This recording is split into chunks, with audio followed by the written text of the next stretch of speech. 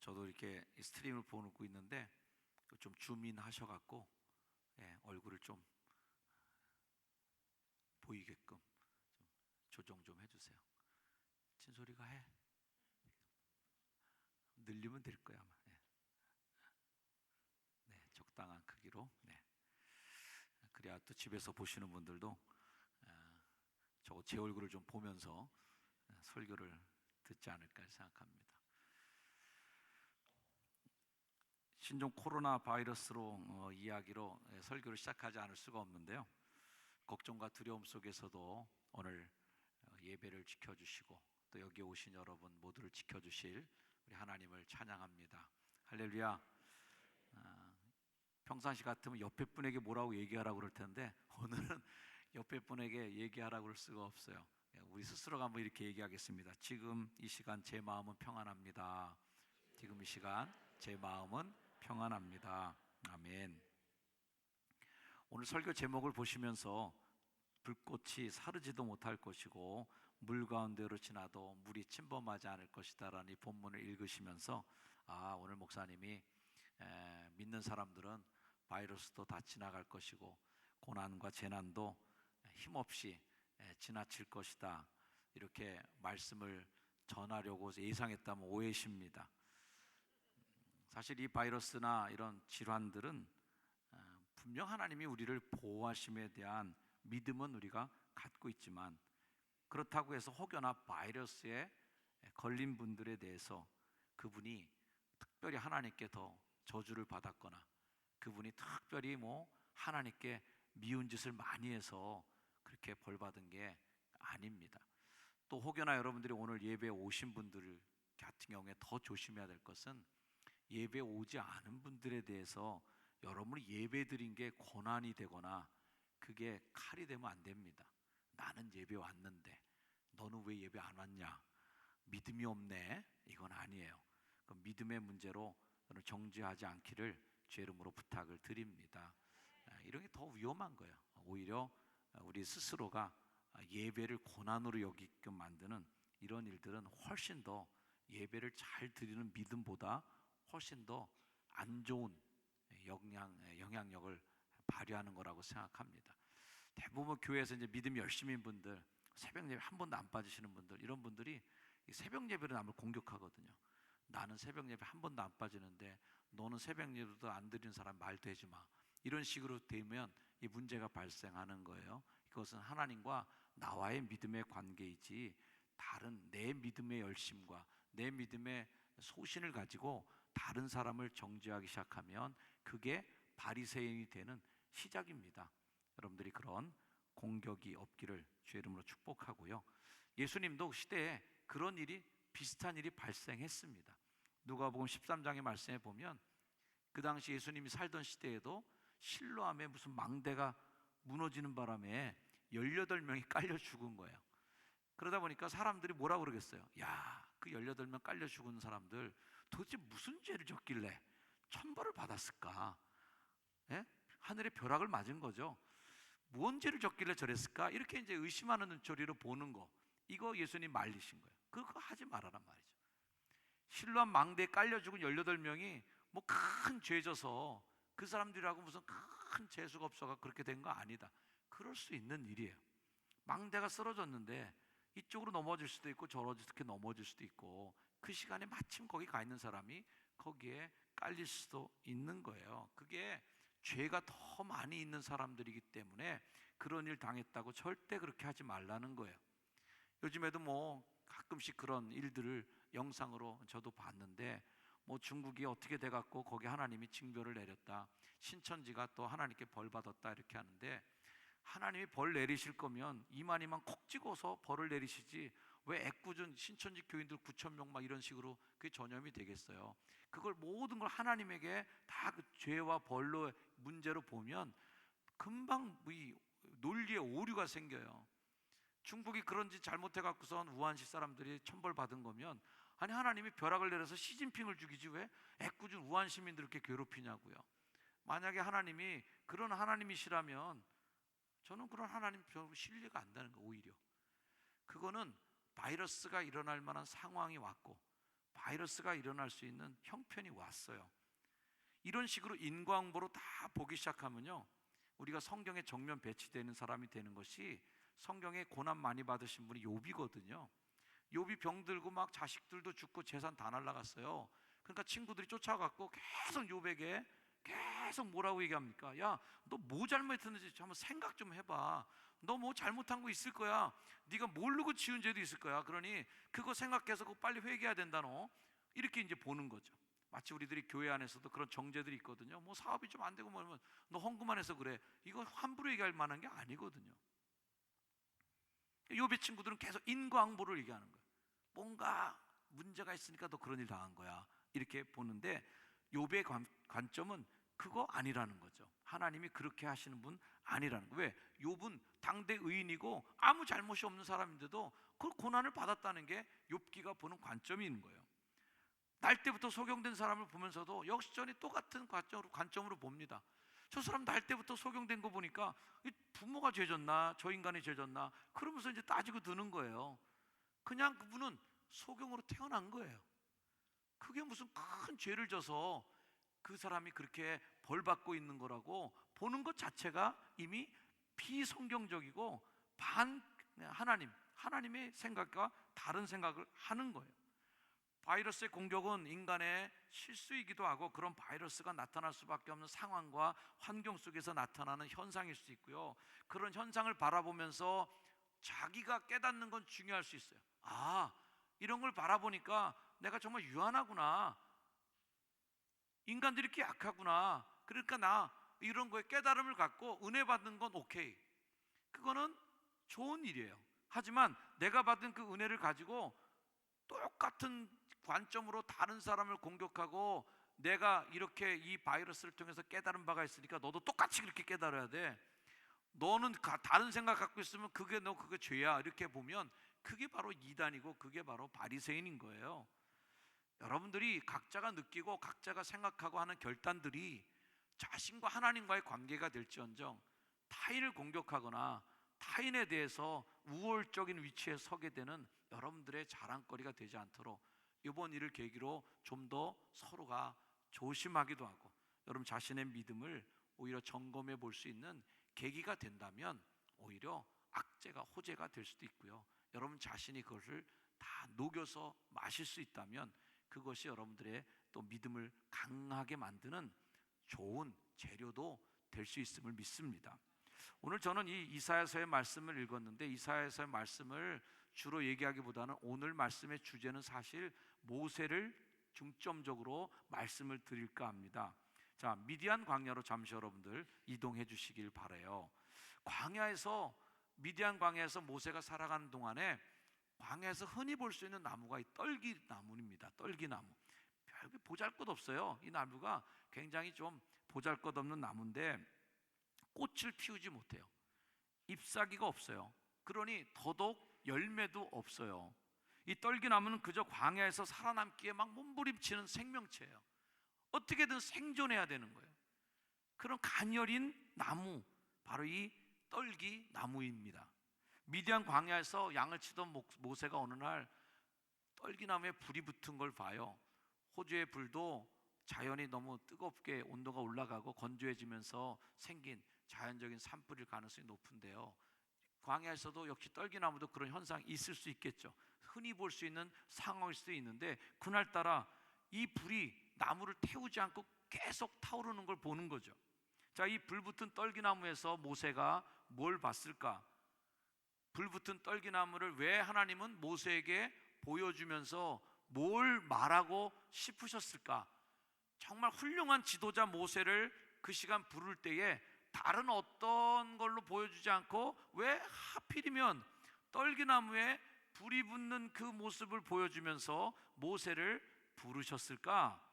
자, 모세는 이 불붙은 떨기나무, 아니 그냥 광야에서 그냥 아무 데서나 놓여져 있는 떨기나무를 보면서 모세가 생각했던 관점은 이 떨기나무의 인생과 자기 인생과 너무 닮은 꼴이라는 거예요. 광야에 벌어진 채 아무도 눈여겨보지 않아요. 뭐 잘생긴 나무에 한번 쳐다보죠. 훌륭한 소나무 같이 생겨야 한 번이라도 보고 칭찬이라도 해주는데, 나지막한 데 깔려갖고선 그저 바람에 발발발발 떨고 있는 그러한 떨기나무를 누가 관심을 가져주겠어요? 아무 희망 없이 그냥 양을 치면서 하루하루 살아가고 있는 이 40년의 시간이 마치 떨기나무 같은 모세의 인생을 보여주는 것이죠. 그냥 그 광야에서 하루하루를 버티기 위해서 발발발발 떨면서 살아가는 보잘것없는 인생, 떨기나무 같은 인생을 통해 그 떨기나무를 통해서 자신의 삶을 들여다보는 것이죠. 모세도 훌륭한 왕자의 생활을 끝내고 이제 광야에 와서 40년 동안 눌러앉아 있다 보니까 떨기나무처럼 버려진 인생 같은 삶을 살고 있었던 걸, 그걸 보는 거죠. 아, 이젠 정말 다 끝나버렸구나, 이젠 정말 내 인생은 별 볼 일 없어졌구나 라는 자괴감과 실패감이 가득 차오는 그때, 잊혀진 존재로 살아온 그 40년, 이 40년의 세월은 모세의 인생뿐만 아니라 이집트에서 노예 생활하면서 버려진 듯 소수민족으로 무시당하면서 차별받으면서 거기서 인간답지 못한 대우를 받으며 살아가는 이스라엘 백성들의 모습도 별반 다르지 않은 떨기나무의 모습이었다는 거예요. 자, 이 떨기나무에 불이 붙었어요. 그러잖아도 가녀린데, 그러잖아도 물 한 방울 없어갖고 발발발발 떨고 사는 존재인데, 한 방울의 물이 없어갖고 목마른 인생을 살아가고 있는 떨기나무에 엎친 데 덮친 격으로 불이 붙은 거예요. 설상가상이죠. 그나마 살아보려고 애쓰고 살아가는 내 인생 속에 이런 고난이 오는 거예요. 또 뭔가 바이러스는 또 뭐야? 우리 교회도 열심히 전도해 보려고 막 발발발발 거리면서 매주 전도하고 말이죠. 저희 아내도 맨날 집에서 뜨개질을 하고 앉아있고 말이죠. 열심히 하는 거예요. 뭔가 해보려고 발발발. 근데 이거 뭐 신천지가 또 교회를 공격한다는 동, 이 난리는 또 뭐야? 예배당도 휑하고 오늘 이건 뭐야? 또 바이러스는 또 뭐야? 경제도 어려워지고 있다고 그래요. 그나마 지금 살기 힘든데 이 불덩어리는 또 뭐야? 닥쳐오는 거예요. 닥쳐오는 거예요. 그나마 붙어 있었던 숨통마저 끊어질 상황, 바짝 메마른 떨기나무에 불이 붙었으니 얼마나 잘 타겠어요. 그냥 다 재로 만들어 버릴 만한 운명에 처한 떨기나무. 근데 신기하게도 이 떨기나무에 불은 붙었는데 이게 안 타고 있어요. 버티고 있는 거예요. 사랑하는 성도 여러분, 하나님께서 지금 이스라엘 백성들을 위해서 큰 그림을 하나 그리고 계세요.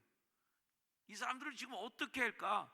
이집트의 그 종로로 타는 데서 끄집어내서 이제 가나안 땅, 적과 끓이는 땅으로 데려가야 되겠구나, 이런 큰 그림을 그리시면서 적절한 인물을 찾는 중에 모세가 그 일을 하면 좋겠구나 하는 마음으로 모세를 부르시는데, 이 불붙은 떨기나무를 보여주면서 모세에게 주는 메시지가 무엇일까요? 출애굽하는 것과 이 떨기나무에 불붙은 건 도대체 무슨 상관이 있을까?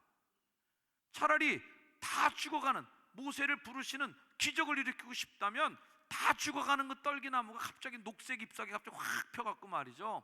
이게 깜짝 놀랐네. 이게 뭐야? 이 떨기나무에 녹색 잎사귀가 생겼어. 아이고, 떨기나무에 빨간 꽃이 피었어. 아이고, 떨기나무에 막 열매가 주렁주렁 열렸어. 이거 기적이네. 이러면서 놀라게 만드실 거지. 왜 하필이면 떨기나무에 불을 붙이시냐는 거예요. 불이라는 것은 모든 것을 소멸해버리는 힘으로 우리가 알고 있습니다. 오늘 설교 제목으로 인용한 불꽃이 너를 사르지 못한다는 말, 우리는 흔히 시련과 환난을 불에 비유해줘. 그래서 불자가 들어가면 센 거예요. 일단 여우도 보통 여우가 아니면 불여시가 되는 거예요. 불자가 들어가면 센 거예요. 불떡볶이 그러면 매워도 보통 매운 게 아니라 아주 입에다 불을 질러대는 그렇게 매운맛이 불떡볶이가 되는 거예요. 불닭 그러면 어이구 끔찍하잖아요. 시험도 그래서 보통 시험이 아닐 때 그 앞에 불자를 붙이는 거예요. 불시험. 베드로전서 4장 12절, 사랑하는 자들아 너희를 연단하려고 오는 불시험을 이상한 일 당하는 것처럼 여기지 말아라. 시험도 보통 센 게 아니면 불시험이 되는 겁니다. 우리가 찬송도 부르잖아요. 같이 한번 불러보세요. 불같은 시험 많으나 겁내지 맙시다. 구주의 권능 크시니 이기고 남겠네. 할렐루야. 여러분, 불같은 시험에서 이기고 남게 되는 힘이 있기를 주로 축원합니다. 오늘 설교 본문으로 삼았던 말씀 2절을 다시 한번 읽어보면 이런 말씀이에요. 자, 다시 한번 읽어볼게요. 여러분 같이 시작. 네가 물 가운데로 지날 때에 내가 너와 함께 할 것이라. 강을 건널 때에 물이 너를 침몰하지 못할 것이며 네가 불 가운데로 지날 때에 타지도 아니할 것이요 불꽃이 너를 사르지도 못하리니. 여기서 물, 불, 이 두 가지는 다 시험이죠. 불은 또 다른 역할을 성경에서 하고 있는데요, 불이라는 단어가 나오면 주로 역할이 뭐냐면, 쓰이는 용어가 뭐냐면 연단 또는 정제시키는, 아주 더 순수하게 만들어가는 정제 역할을 하는 게 불이에요. 그래서 베드로전서 1장 7절 말씀 보면 너희 믿음의 확실한 걸 뭐 어떻게 보여주냐, 불로 연단하여도 없어질 금보다 더 귀하게 연단된단 말이에요. 정제된다는, 믿음의 확실한 정제. 수천도가 넘는 불을 통과하면서 자꾸만 순도가 높아져서 99.9%의 순금이 되어가는 거죠. 정제되는 거예요. 우리 주변을 보면 우리를 불태우려고 하는 불시험들이 많다. 그러나 그런 불시험들을 통과할 때 더 단단해지고 더 강고해지고 더 단단한 믿음으로 새로 거듭 태어나는 여러분 되기를 주의 이름으로 축복합니다. 이번 이런 시험들도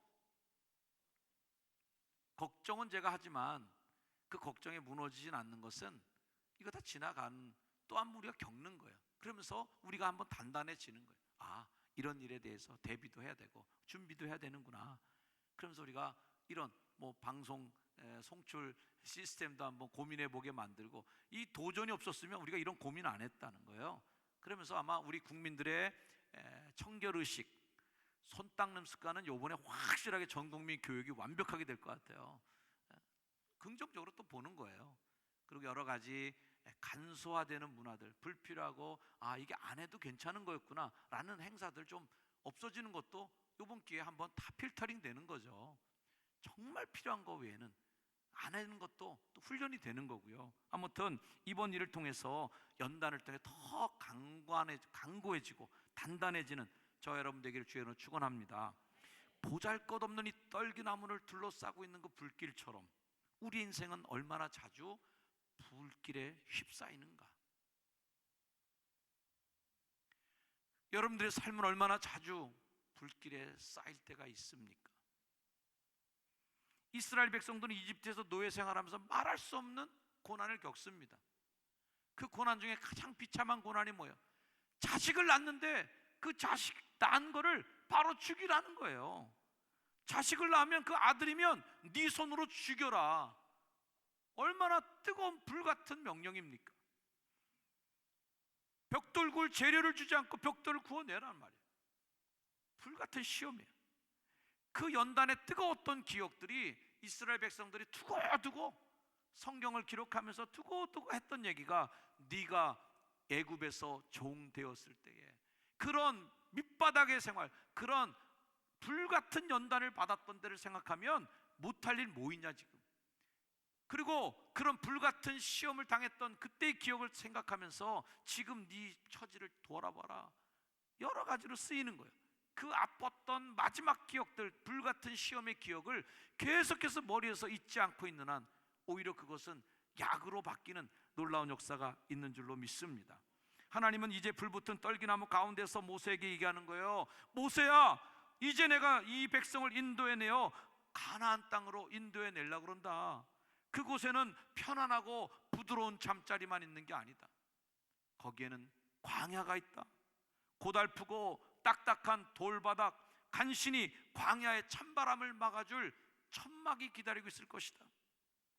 그곳에는 너를 환영해주는 사람만 있는 게 아니다.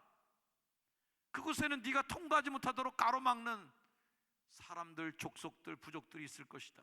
너를 공격하려고 으르렁대는 수많은 세력들이 기다리고 있을 것이다. 하지만 모세야, 봐라, 이렇게 가녀리고 이렇게 보잘것없는 떨기나무에 불이 붙었는데도 타지 않고 있는 걸 봐란 말이에요. 내 백성이 이 떨기나무처럼 보잘것없이 버려진 것 같아도 어떤 불시험도 이 떨기나무는 견뎌낼 것이다. 절대로 불에 타서 재로 바뀌어지진 않는다. 내가 기필코 너를 이끌어서 가나안 땅에다가 너를 심어줄 것이다. 너의 생명력은 결코 쉽게 죽지 않는단 말이죠. 하나님께서 모세에게 보여주는 불붙은 떨기나무가 보여주는 메시지를 저는 그걸로 읽는 거예요. 독일의 나치가 유대인들을 인종 청소하려고 전멸시키려고 600만 명이 넘는 유대인들을 가스실로 보냈습니다. 그나마도 나라도 없는 유대인들이 떨기나무처럼 각 나라에서 그렇게 빌붙어 살고 있는 유대인들을 이제 불을 붙인 거죠. 그렇게 태워 죽여서 멸종시킬 것만 같았던 유대인들이 2000년 만에 나라를 되찾으며 다시 국가를 세우는 기적 같은 일을 이뤄냈습니다. 그래서 유대인들에게 붙여준 별명 중에 하나가 뭐냐면 소화가 안 되는 민족이다. 소화가 안 된다. 이거 그냥 씹어 먹으려고 그래도 소화가 안 되는 거예요. 잘근잘근 씹어서 삼켜서 뱃속에다 집어넣고 녹여버리려고 그러는데 이게 소화가 안 되는 거예요. 튀어나오는 거예요. 그래서 유대인들을 가리켜서 소화가 안 되는 민족이다. 저는 그런 얘기를 들으면서 우리 그리스도인들을 생각했어요. 우리는 그리스도인이다. 그리스도인들은 누구냐? 세상이 아무리 삼키려고 해도, 세상이 아무리 우리를 잘근잘근 씹어서 삼키려고 해도, 이단과 사이비가 아무리 기독교를 씹어 삼키려고 해도 절대 씹히지 않고 소화가 안 되는 사람들이 누구냐? 바로 우리 그리스도인들이다. 불이 집어 삼켜도 소화가 안 되는 그리스도인, 바로 여러분들이 그런 분들이 되기를 축복합니다. 불이 붙었는데 타지 않는 떨기나무. 오늘 이런 상황을 보며 밖으로는 바이러스요, 또 신천지의 공격, 더 위험한 우리 자신의 불안감, 우리 자신의 스스로가 두려움들, 이거는 뭐 소화 정도를 우리를 씹는 정도가 아니라 가만히 생각하니까 우리를 아주 믹서기에다 넣고 지금 갈고 있구나, 이런 생각이 들어요. 믹서기에다 넣고 가는구나. 스스로가 만든 불안이라는 불길에 우리 스스로가 타 죽는 건 아닌가. 하지만 여러분들, 오늘 예배에 나온 여러분들을 축복하고, 또 그렇다고 해서 집에서 예배를 드리고 있는 여러분들에 대해서 제가 정죄하거나 그런 게 아니라 우리 모두가 다 불길을 통과하는 것처럼 이 시기를 통과하고 있습니다. 우리는 얼마나 가녀린 사람들입니까? 끝까지 조그만 바이러스 하나에도 우리가 이렇게 약해요. 너무 가녀려요. 그러나 불길 같은, 불붙은 떨기나무 같은 이 상황 속에서도 우리는 다 타지 않고 재로 바뀌어지지 않고 버텨내는, 소화가 안 되는 그리스도인으로 살아갈 줄로 믿습니다. 저는 오늘 본문의 말씀이 큰 위로와 힘이 되기를 바랍니다. 오늘 말씀을 다시 한번 여러분과 함께 읽으면서 이 말씀이 나에 대한 말씀으로, 그래서 야곱아 이렇게 부를 때 연수야, 내가 너를, 내가 너 나를 하는 주님께서 나에게 주시는 말씀으로 오늘 이 시간 한번 그 말씀들을 한번 여러분 자신이 주시는 하나님 말씀을 한번 읽어보시길 바랍니다. 자, 우리 한번 같이 한번 읽어볼까요? 시작. 야곱아, 너를 창조하신 여호와께서 지금 말씀하시느니라. 이스라엘아, 너를 지으신 이가 말씀하시느니라. 너는 두려워하지 말라. 내가 너를 구속하였고 내가 너를 지명하여 불렀나니 너는 내 것이라. 네가 물 가운데로 지날 때에 내가 너와 함께 할 것이라. 강을 건널 때에 물이 너를 침몰하지 못할 것이며 네가 불 가운데로 지날 때에 타지도 아니할 것이요 불꽃이 너를 사르지도 못하리니 대저 나는 여호와 내 하나님이요 이스라엘의 거룩한 이요 내 구원자임이라. 아멘. 어제 이 설교 준비를 쭉 하고 있는데 엄은영 전사가 저한테 영상 링크를 하나 보내준 거야. 그래서 설교 준비도 바빠 죽겠는데 왜 전도사가 이런 걸 보내라고 휙 넘길려다가 그래도 봐주자는 가득한 마음으로 봤는데, 아유, 엄은전사가 내 설교 준비 이거 어떻게 하는지 알고 거기에 딱 맞는 영상이 하나 온 거예요. 그래서 야, 그래, 그럼 이 영상을 설교의 마무리에 좀 썼으면 좋겠다, 다운 좀 받아줘라, 이렇게 해서 영상 하나를 엄문영 전사가 보내준 거를 제가 다운 받았는데, 우한시를 우리가 잘 알고 있잖아요. 우한은 지금 거의 도가니탕이라고 저는 생각해요. 정말 불붙는 도가니 속에, 용광로 속에 들어가 있는 사람들이 우한의 사람들이 아닌가. 우리는 이 정도는 그냥 뜨뜻한 정도죠. 우한시는 지금 풀무불 속에 들어가 있는 도시입니다. 그 도시 속에서도 타지 않는 분들이 있어요. 태워지지 않는 분들의 이야기를 잠시 여러분에게 좀 보여드리며 나눌까 합니다. 우한시의 그리스도인들의 모습이에요. 영상 한번 보실까요? 화면에서 영상 보여주세요. 无特殊原因，市民不要离开武汉。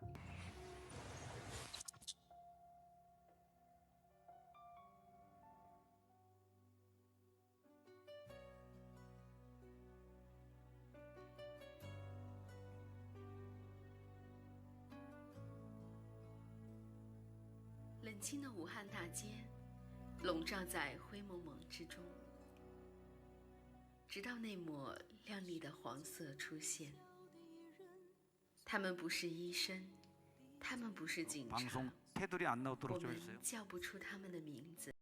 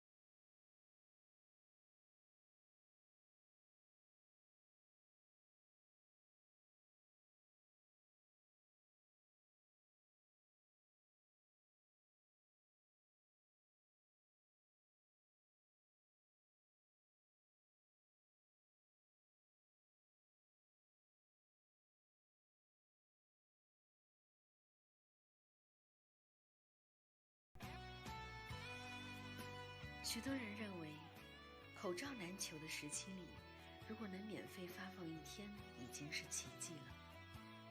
而更大的奇迹是，他们居然每天都能准时的出现，每天都给患难中的人送去口罩。上帝是他们最大的供应者，几乎每天都有全国各地的基督徒为他们提供物资。这是一支特殊的队伍，他们里有青年人，有中年人，最小的才4岁的孩子。他们是一支神圣的队伍，带着使命，常年奔波在人群中，给人们带去盼望。这不是他们第一次出征，而是无数次中的其中一次。教会的弟兄姊妹10年来坚持在街头传福音。当我们这样去遇到了一场灾难临到的时候呢，我们也仍然是保持着这样10年来人人传福音的一个习惯。但我们现在呢，就多了一个危险，所以就多了一个装备。我们就看见黄色的这样一成为武汉这一个灰暗的人心世界里面呢，一个温暖的亮光。他们已经顾不上自己的安危，逆流而上。别人在忙着囤口罩保命，他们却在忙着送口罩救命。现在武汉经历了一场百年不遇的大灾难，大家的心情都非常的郁闷，身体也非常的危险。那么现在基督徒呢，把这些小小的口罩免费的送给大家，是给你们带来一份安慰，让你们看见这里还有上帝的爱。一群等死的患者们，好像在黑暗中看到了希望。他们就像耶稣当年接触麻风病人时一样，接触这些一般人不敢接触的绝望的病人。他们告诉他们要相信神，告诉他们在绝望中只有神能拯救他们。许多患病的人，他们弃甲归真，他们开始接受了这一份从神来的信仰，而福音就这样借着一些小小的口罩被传递出去。这支队伍，他们甚至还建立了求助热线，为所有紧缺的人无偿地送上口罩。武汉经历这么大的艰难，我们基督徒带着上帝的爱来安慰你们，将这小小的口罩免费的送给你们，表达一份上帝的爱心，上帝而来的爱心。愿上帝祝福你们，愿上帝祝福武汉平安。即使在如此人心惶惶的时刻里，他们福音的脚踪却如往常一样，甚至迈得更坚定了。他们才是风浪中的平安者，将神所赐的真平安见证在这块无处安息的土地上。在风雨中，真平安才显得珍贵；在患难中，神的军队才显得与众不同。武汉在遭遇到人意想不到的灾难的同时，意想不到，神也正在为武汉打开救恩的大门。 우한의 그리스도인들 여전히 소화가 안 되는 분들, 시대의 또 삶에 그저 묻혀서 흘러가 버리지 않는 그분들, 역류한다라는 그 자막의 표현을 보면서 그리스도인의 진정한 또 의미는 역류의 힘이라고 생각합니다. 물론 여러분들 모두가 다 그 속으로 들어가라고 제가 하는 건 아닙니다만, 우리 마음속에 있는 정신만큼은 절대로 잃지 않았으면 좋겠고요.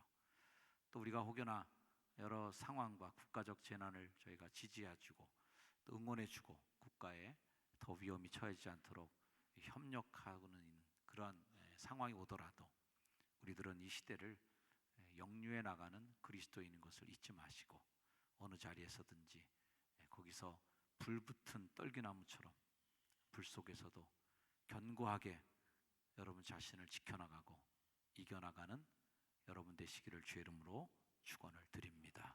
기도하겠습니다.